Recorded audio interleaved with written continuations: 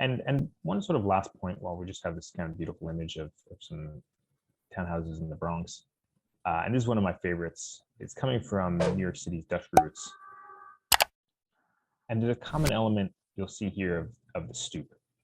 And this is something that's inherited from the Dutch immigrants who came to New York City, and they would raise the height of the house slightly above grade level.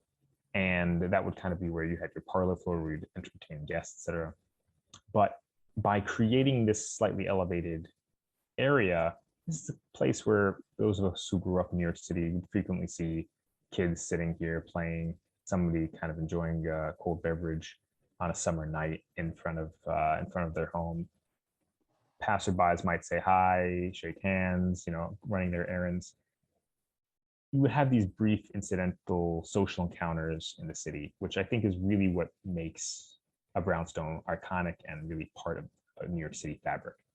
And I find this to be a great example of how physical architectural feature can influence our social life in the city.